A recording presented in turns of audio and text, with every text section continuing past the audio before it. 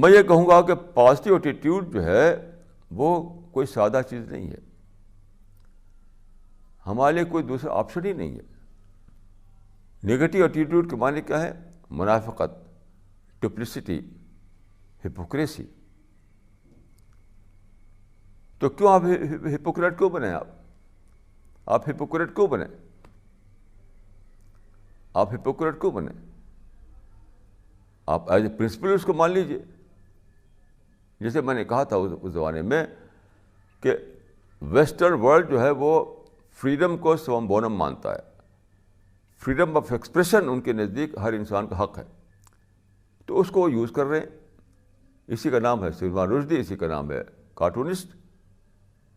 تو آپ ان کا احترام کیجیے، ان کی رائے کا، کہ ٹھیک ہے بھائی آپ کی جو رائے ہے وہ ٹھیک ہے. تو ایز اے پرنسپل، جیسے قرآن مجید میں ہے کہ لکم دینکم ولی دین، تمہارے لیے تمہارا طریقہ، میرے لیے میرا طریقہ. تو آپ کہتے کہ ٹھیک ہے بھائی تم اپنی آزادی سچ سمجھتے ہو تو چلو اسی آزادی پر ہم دلیل سے تم کو قائل کریں گے، مان گئے تو مان گئے.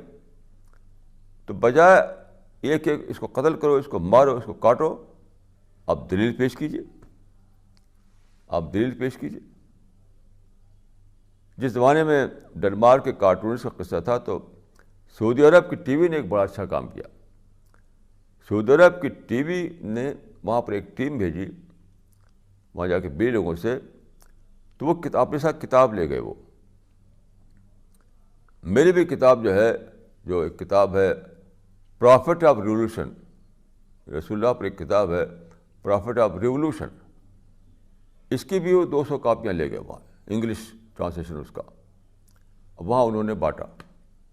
یہ ایک صحیح کام تھا کہ انہوں نے ان کے سامنے دلیل پیش کی، ریزن پیش کیا، لاجک پیش کی.